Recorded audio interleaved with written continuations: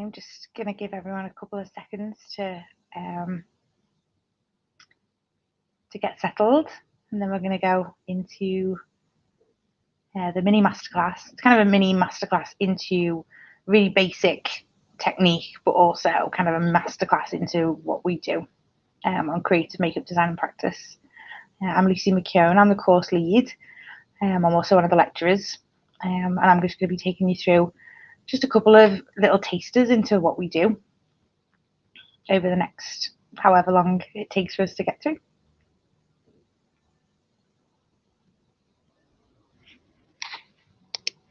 Ignore the little sounds from my computer.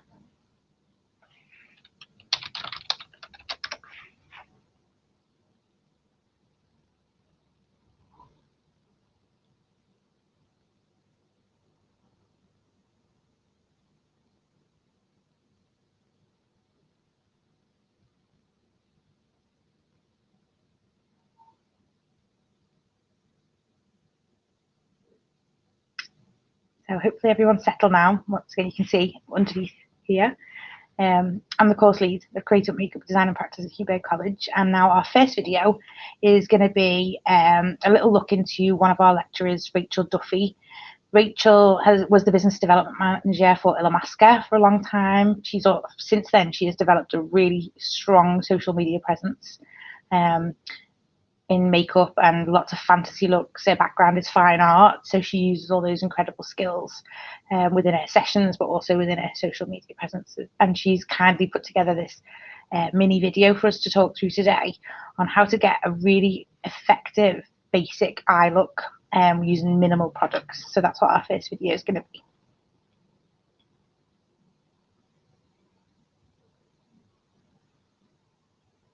Now, Rachel's already done her base and she's got all her bronzer and everything. She's going to start with her brows.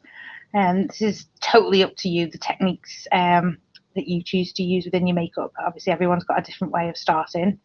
So she's brushing them through with what we call a spoolie. And sometimes they're on the end of your brow pencil. Sometimes you can get them just little individual disposable, they're like mascara ones. And she's just going to really gently fill in just one brow product at the moment, just with a little brow pencil. I'm not going to recommend brands to you either, because within creative makeup design practice, once you get to degree level, we're really keen on you developing your kit and using what works for you. What works for me won't work for Rachel, won't work for you.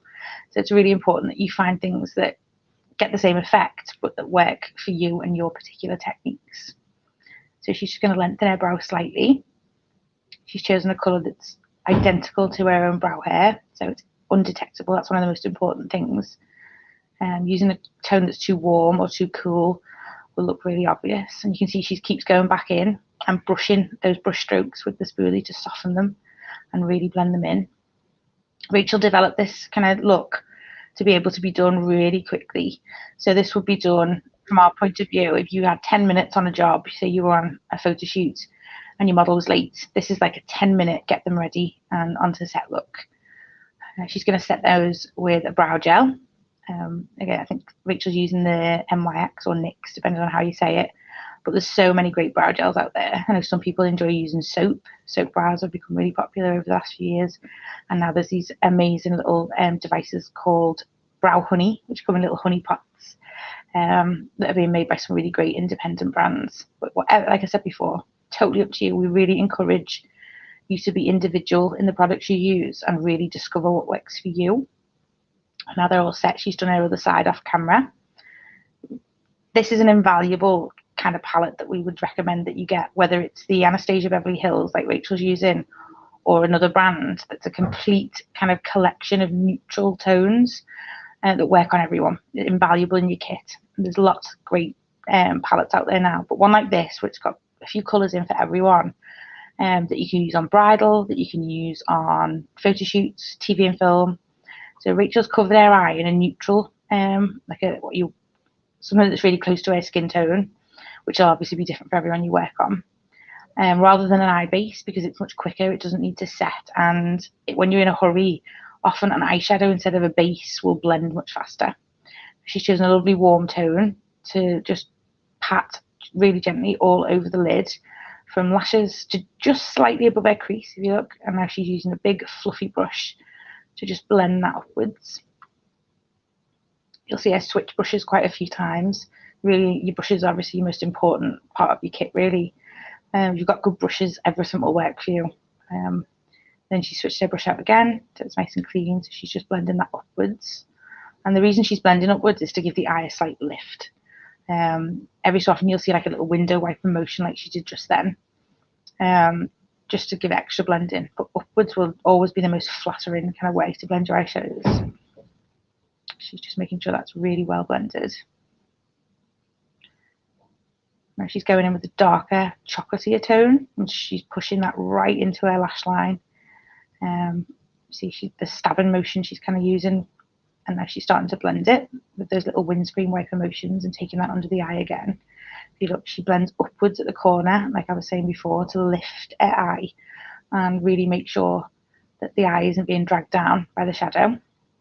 Making sure that's really, really well blended. You see she switched her brush again. She's got a smaller brush to go on the inner corner, and now the bigger brush to really, really soften everything. The bigger the surface area on your brush, the better, the softer the blend that you're going to get. And now she's adding some highlighter to the brow bone. And anywhere you add highlighter in makeup, you will bring forward. And anywhere you add shadow, you will recede. That's the same principle whether it's using makeup or you're using pencils and paints. That's what she's blending it all together again now with a bigger brush, a little bit more highlighter. You can never have too much highlighter, I don't think. And again, she's just refining everything. She's gone back in with a little tiny brush just to deepen that shadow at the outer corner. Again, back in with the bigger brush, blend it all over. You can never blend too much. Don't care what anyone says. She's making sure that's all finished really, really well. She's actually used a more neutral shade over the top of that. It's a technique called toasting, which is if you've gone a bit too heavy, you can go back in with the neutral shade at the beginning and dust that over everything, and it blends it out a little bit better. She's added some highlighter on the inner corner and again on her brow just to finish that off.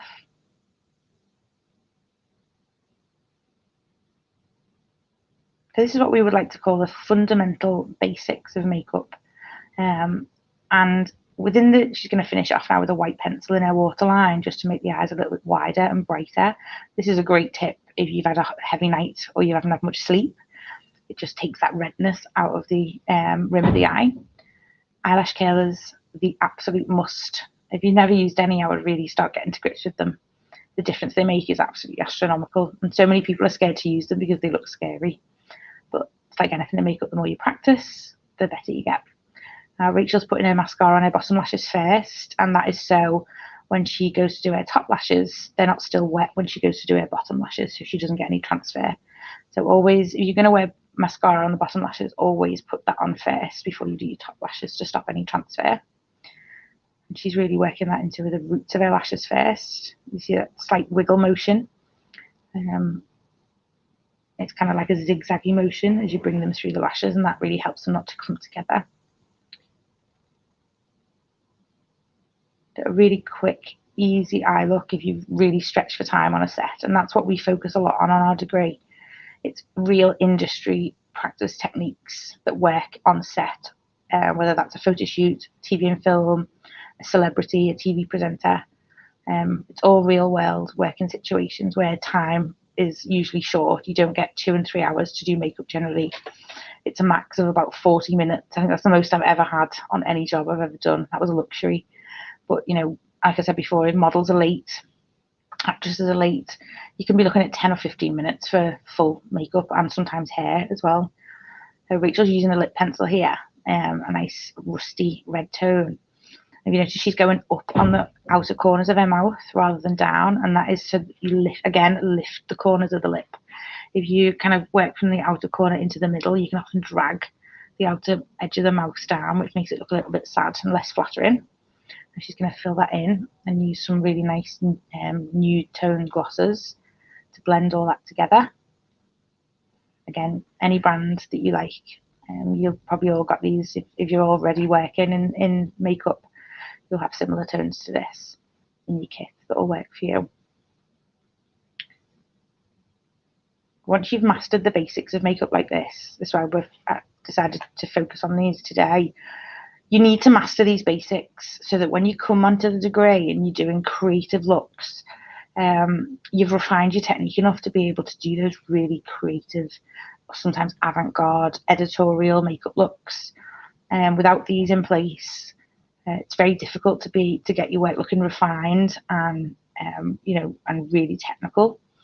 So this is the most important thing you should concentrate on, is getting these basics perfect on lots of different skin tones, lots of different types of faces, and you'll find that understanding these basics then gives you all the knowledge and all the technical skill that you need to then go on and do the more creative avant-garde looks, whether that's body painting or just really editorial looks. And that's the final little look. So you see that's really quick, really easy, gets you out of a predicament if you've got a late model or things have just not run on time on set. A little treat from Rachel there. So the next video I want to show you is a taster into what we actually do in sessions. So this is going to be a little piece of a first year demo that I recorded. I just want to skip through it for you so that we're I don't want to play the whole thing for you. Just bear with me one sec. So this was from a first year session, like I said, and this is from one of the fundamental design units where we give you lots of different briefs, really creative briefs that have a lot of design elements to them. So you have to really research and think about the original look that you're going to come out with. Just let me skip through it slightly for you. So this was about distorting the face with unconventional materials. And within it, you can see we use these. They're called, you'll see a lot of drag queens use them. They're called face tapes. And you can buy them on Amazon. You can buy them on, if you search kind of facelift tapes, you'll be able to find them. And these are becoming more and more popular in editorial makeup now. You see a lot of Instagrammers use them to kind of give them that stretched eye look, which is incredibly popular.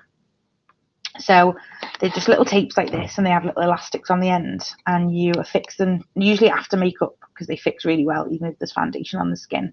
I'm just doing them here to show you how they work. There they are, the ones I was using. So like I said, I want to skip through this because I was doing things off camera and talking to students on the chat while this was being filmed. So what I'm doing there is finding where the brow lifts naturally, so it's not too uncomfortable for the wearer. So you see, I'm just testing out to see where I'm going to get the most lift from that tape. And then you just stick it down. They fix really well to the skin. You can put makeup over the top of them. They do actually take foundation over the top. And then they're generally either hidden under a wig or photoshopped out. And I'm just making sure that they're really well secured. And you can see once you start to pull them back, then they'll start to lift the eye. Wherever you put them. Sarah finding that very funny. And then again on the other side, you just attach it the same, stick it down. You can see how invisible that is actually against the skin, and how easy they are to Photoshop out once they're on. They're not always going to be put on symmetrically because, like I said, you attach them where the lift of the face is, and then you can pull the skin back. You can also use these on the neck as well. They're really popular to use on older actresses around the neck if they want some kind of lift there. Having fun with Sarah's eyebrows. And this is really typical of the kind of sessions we do. We have a really fun, creative, inclusive and encouraging environment. That makeup should be fun, creativity should be fun. So you'll often see us laughing like this during sessions. That's completely normal because you're adults once you come to us. So that a lot of the routine, not routine so much, but a lot of the rules and regulations around that you find in college, we relax a lot by the time you come to university because you're grown-ups. So once you've put the tapes on like this, they've got this little attachment, you can just either attach them around the back of the head, around here, or you can attach them around a bun or a ponytail. And again, they're usually covered with wigs, or if the hair's down, the hair covers the tapes. And and you can see the lift that we've got on Sarah's eyes from those. But we really encourage the use of unconventional materials in makeup, because one of the biggest, it's in the title of our degree, Creative Makeup Design and Practice, is about really moving away from makeup as just being a tool to make someone look more beautiful or enhancing someone's natural beauty. And we use makeup as a tool of expression. That's really what we're about. So within that, we encourage the use of unconventional materials like you'll see in this video as well. So I'm going to use tape and all kinds in this video in a minute, you'll see. But lots of different unconventional materials, like it could even be something like little stars, or you'll see this, it's really becoming more of a trend on Instagram to see now, with Instagram artists using flowers, real fresh flowers, and all different things. And that is what we call conceptualization in makeup. And it's about taking a concept, whether that's, I don't know, something like nature or anatomy, and exploring that. And your makeup then becomes a response to that brief, rather than a literal interpretation of nature or a literal interpretation of anatomy, which is why we encourage unconventional materials and things. So makeup starts to become, especially on your first year, that's what we focus heavily on. Makeup becomes a form of self-expression and an art medium where you can express your reaction or responses to themes and concepts. So that's essentially what conceptualization means. And we focus quite a lot on that all the way through the degree, but quite heavily in first year. So you can see I've just popped over some lighter foundation there so that you could see how it takes on the tape, and it sticks really nice. So if that matched the skin, it would be, again, almost invisible. And then the idea is that they're either photoshopped out really quickly or covered with a wig or a hat or something like that. So that was the first one. Now I'm going to take those off Sarah, so I'll skip through that while we take those off. And now we're going to look at wire. Wire is brilliant for creativity within makeup, because it comes in all different thicknesses, all different colours. You can get craft wire in any colour imaginable. And the effects that you can make with it are absolutely incredible. So this part here, Val Garland, you probably know from Glow Up, years ago, she used wire with tights, flesh-coloured tights wrapped around them, and tied them around the models like this on the runway. So from far away, it looked like these really crazily enhanced cheekbones. But there's lots of really interesting ways you can use wire within makeup. I've seen wire being used to change the mouth. I've seen it being used to enhance a side profile, so running the wire down the face. I've seen it used in curls and coils, but it's a really great unconventional material to play around with when you're trying to decide on looks. One of my own personal looks, this is based on now, where I wrapped wire continuously around the face, which then obviously creates kind of dents in the skin and really changed the perception of the makeup. And that was for an editorial shoot that I was working on based around Picasso. So it was about thinking about how Picasso's abstract faces, you're probably all familiar with Picasso's work. He used to you'd have a nose on the side of the face and an ear on the head, and the proportions of the face were all wrong. And to kind of convey that within makeup and the idea of the shoot, I used wire to kind of get that across. So we can encourage that a lot on the degree. It's about thinking of outside the box, and if you want to create something really problem solving and discovering what material or what technique you can use to make that happen. Got my model involved there. So you can see we've got like the ear pressed down. So it was really effective in creating that illusion of this kind of distorted, not quite right face. Squashing her nose down there with it and everything. You see how effective it is. And obviously the thicker the wire, the more extreme the effect. We've used quite thin craft wire there. I'm going to move through. We've seen the wire. Tape, really, tape comes in every conceivable type. You can get medical tape, you can just get plain old sellotape. before we applied this to Sarah's face, I just ran it over the back of my hands to get so it wasn't too extremely sticky. But the children's craft tape is really skin safe. It's non-toxic, so children can put it in their mouths and stuff and it won't harm them. Really important when you're working with unconventional materials, the safety of the person that you're working on or yourself is the priority. So unconventional materials are fantastic as long as they won't hurt or injure your model in any way. So we've got that. Their comfort's got to be your biggest priority. And we follow really strict health and safety guidelines within our studio, but in the industry in general. So hygiene and safety are incredibly important. But you can see I'm just lifting the tape around to kind of distort the face, and you can get matte tape as well, which will probably be even more effective than kind of the shinier sellotape. There's a beautiful series of portraits. I can't remember off the top of my head right now, but I will send the link to Zoe and in the follow-up emails to our masterclasses. I'll get Zoe to pop the link. Zoe's from marketing. I'll get Zoe to pop the link into that in case you want to explore them further. There's portraits a photographer did that were based all around taping the face up in different ways. They're absolutely incredible. So that's a really effective way, and I'm just removing that tape from Sarah. Skip through.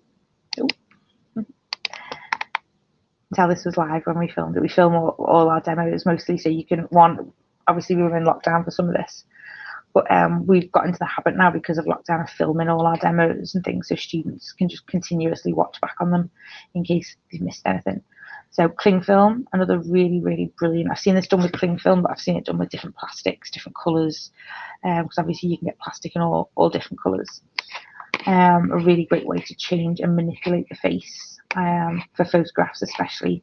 Not so much if it's moving image, but for still images and photographs editorially, it's really effective. Editorial basically means anything that's going to go to print in some way, so magazines, serial publications, digital blogs, even Instagram. A lot of like social media posts could be considered editorial posts now, because of the concepts behind them and things. You can see I'm just popping on some of the absolutely amazing P. Louise and Mitchell, one of the paints they did together. This beautiful neon greeny yellow. It's amazing, and it smells like candy floss. Absolutely gorgeous. Just to show the effect of makeup as it comes through the cling film, so you create some really great shapes. So I've done mine quite messy, and because that was kind of the vibe that we were going for on this demo. But you could even do really precise shapes, and once the cling film stuck over the top, it will come through quite effectively. And obviously the bright colour works really nice. So this is the kind of thing that we're really keen on you developing on with creative makeup. We're not a technical degree in as much as your level 2 and level 3 will be. If it's technical makeup experience that you want to learn about, level 2 and level 3 are absolutely invaluable for teaching you the basic and quite advanced techniques of makeup.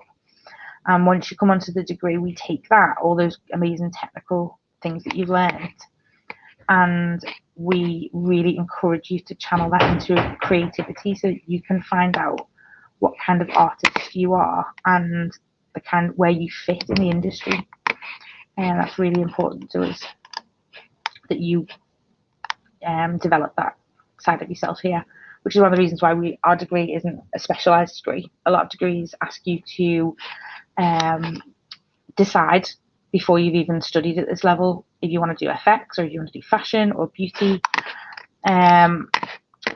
So we don't do that. We leave our briefs quite open so that you can explore the topics that we cover and express yourself in, and those briefs, however, is natural to you. So some people will focus more on FX, but some people will focus more on fashion and editorial or the art base.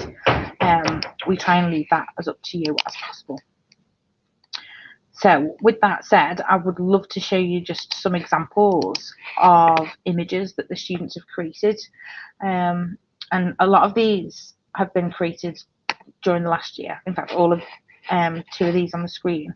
So the first one was created a couple of years ago with a guest photographer that we have come in Something, again, like I said, we focus heavily on the industry. So we get guest photographers to come in to shoot portfolio images from year one. We use connections that we've got in industry. So I've been a makeup artist for 20 years and as such developed a lot of contacts. All the makeup staff have got contacts that they bring into the course, such as models, photographers, guest speakers. This was a professional model and was shot on one of our portfolio days. Really beautiful editorial red lip with a really glossy skin.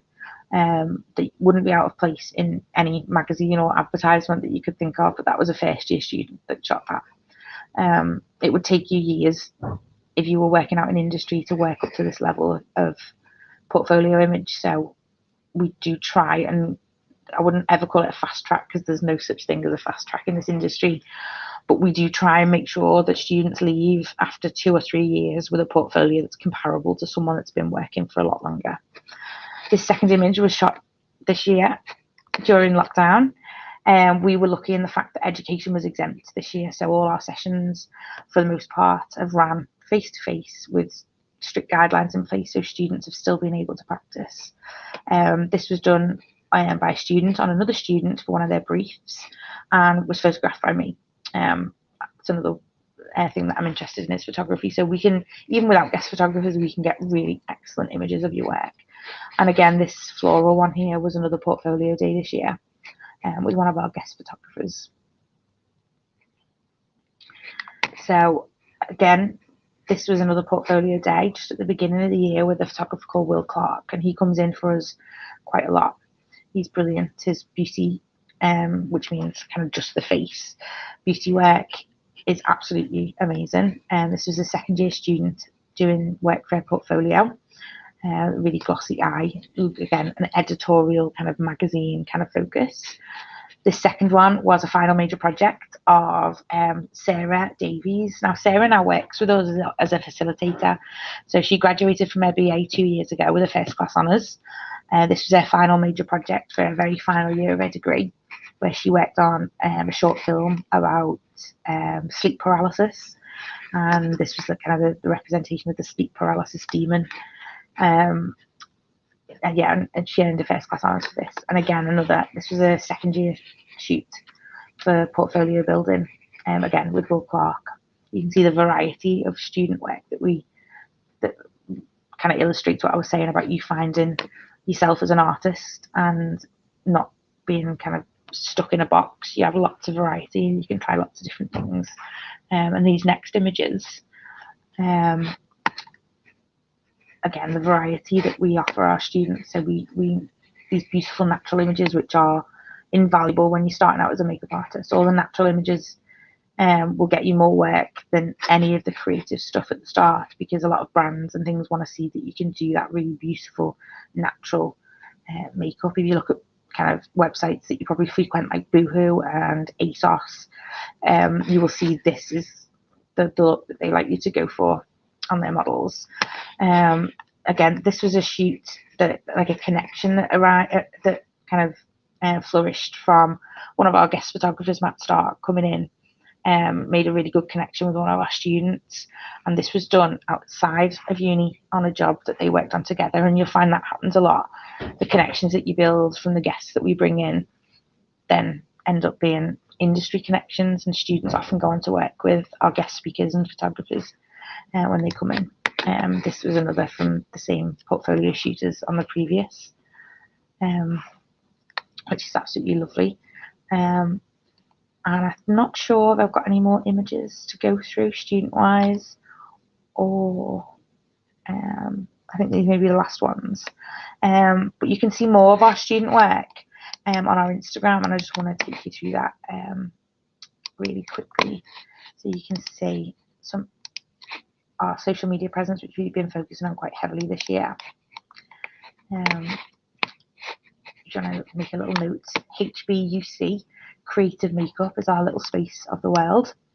We've got lots of highlights with lots of student work and all the fun stuff that we've been able to do before COVID, obviously. But we go on trips. We've been to New York a few times. We've been to tour the Krylon factory in Berlin. We had an exclusive masterclass put on for us at the Makeup Forever Academy in New York. We go all over the place. We go to Freshers Fair at UCLan each year. We go out and about in Liverpool to Peaches and Cream and Mac and the galleries. We try and get out as much as possible because Liverpool's such an inspiring city. But we do some great trips, and they're all in our little fun stuff up there. But this is, we share all our student work on here as much as we can. And these are all our tagged images, so all the work that the students have tagged us in on their accounts. So lots of beautiful work. And these are all from this year. Like I said, we've worked really hard to make sure that students could still get really good images and still practice. I know a lot of other universities, students have been remote all year, but we have been in. When we've been allowed to be in, we've been here. So that students could really still focus on practicing and getting their portfolio images to scratch. So they're all our tagged images. And like I said, we post as much as we can. So we have a schedule. Obviously, we'll schedule some posts to go through, but just really shows you the variety that students are working within and all their styles. And that's the most important thing. With creativity, it's about your creativity. So once you get to us, you're not replicating things that you've seen anymore. Obviously beauty looks are different. When you're doing wearable looks, the goal is to make someone's natural beauty stand out. But on creative looks, you stop replicating those looks then. You start following a design process. That's where the design and practice comes from in our title. You start following the design process. There's some of it there. So that you can develop your own style and your own looks and these are some tutor work here. This is one of my shots from my portfolio.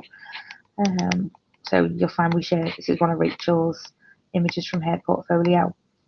But I can send, if you make any inquiries into the course after this, you'll be sent all the tutors' Instagrams and things so you can have a look at our work more. But we are tagged in these posts if you want to see more of our stuff.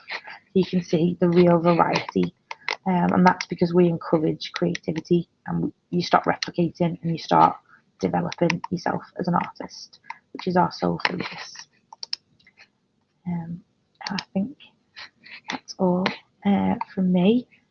I'm going to stop talking you to death and take any questions if there are any questions.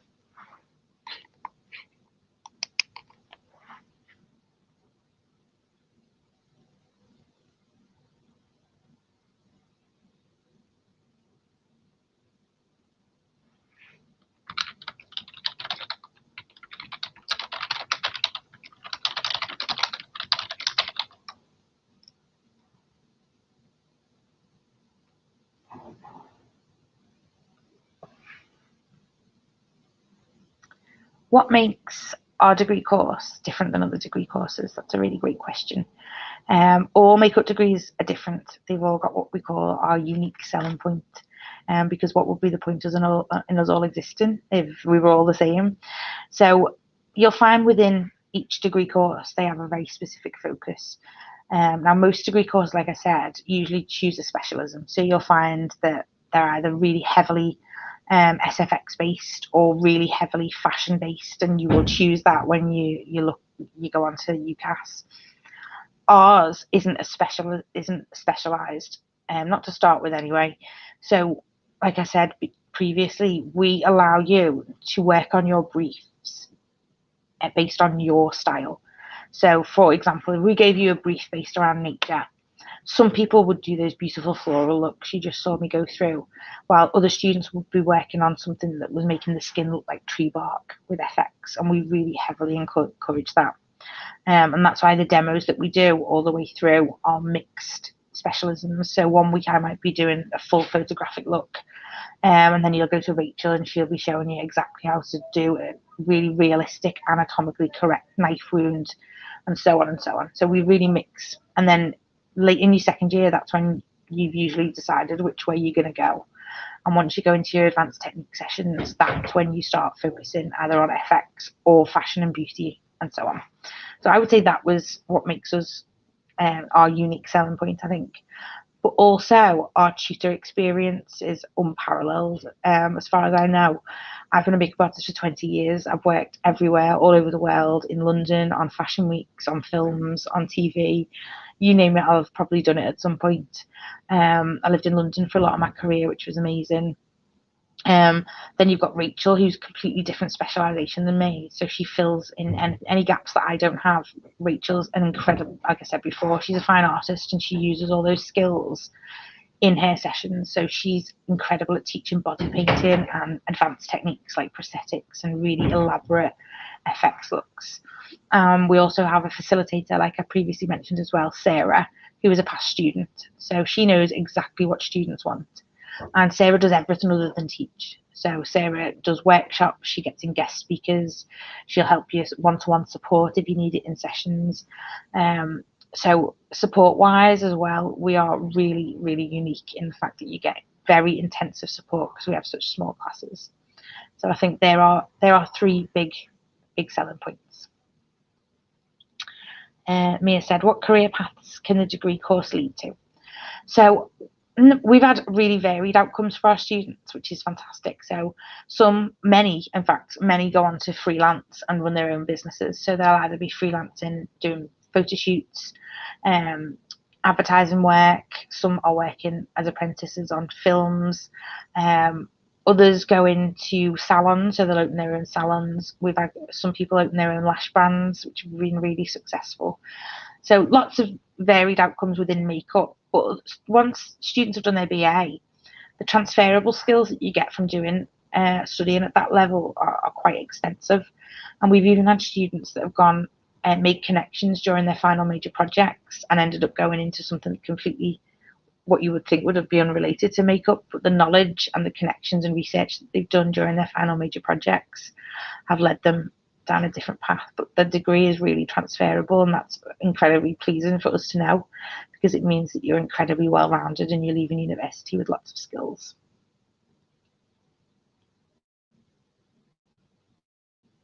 Just going to take a sip.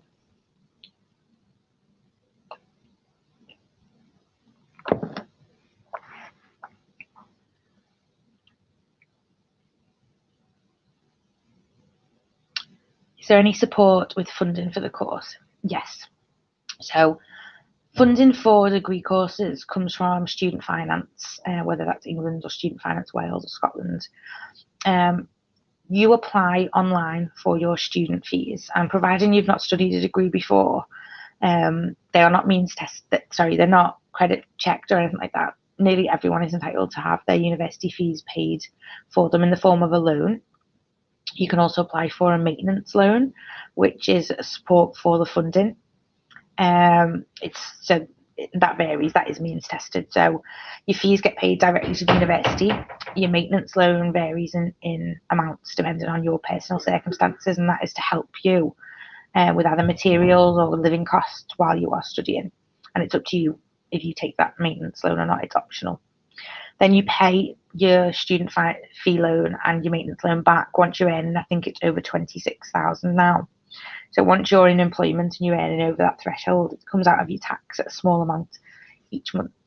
We also offer a bursary. So it's like a thank you gift from the uni, really, as a thank you for studying with us, providing you stay on track with your studies and you make good progress. In the summer after your first year, you get £250 into your bank account, and the same again in your second year. It comes at a really nice point because your student kind of fees, your student finance last payment is in May. So you get this in the summer. So it's that nice little £250 top up during the summer. We do have a lot of extensive support in what we call our pod services as well. So our student wellbeing services. So there is hardship funds and things that we can always help with. It's really important that you tell us if you're having any financial difficulties so we can then look at further funding and things like that. But I hope that helps. Yeah, so you do need a full makeup kit. Now, some people that come from level 2 and level 3 have got their kits already and they're completely sufficient for what you would need. A lot of the specialist equipment we provide for you, so things like silicones for FX, chemicals, all that kind of stuff we kind of provide for you. But your basic makeup kit is necessary. And going back to what I just said about student finance, your maintenance loan enables you to buy your kit. We do have things in here that you can use. So say you forgot your kit 1 week, or you were still waiting for your finance to kick in. There are things that you can use here until that happens.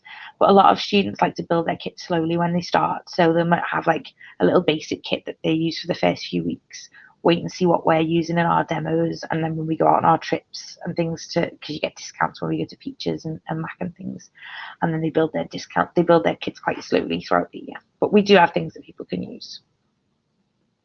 And the last question, can the course be studied part-time? Yes, we do offer a part-time option.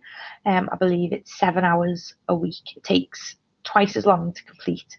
So our 2-year foundation degree would become 4 years. The top-up year would become 2 years. But yeah, we do. But we're only actually in sessions 13 hours a week. You have an extra hour tutorial.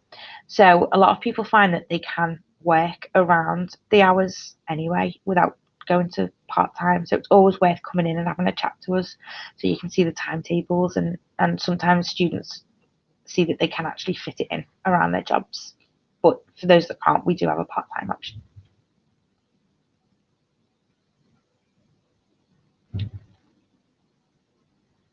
Just wait and see if there are any more questions. I think that's it. Oh, it was so lovely talking to everyone today, and I hope it's been interesting and insightful. There is an email going to go out with details in, so I'll include a link to those portraits I was talking about before. I'll drop some links in to our personal social media accounts as tutors so you can see what we do. And yeah, please get in touch if you've got any inquiries or you'd like to come and study with us in September. Thanks very much.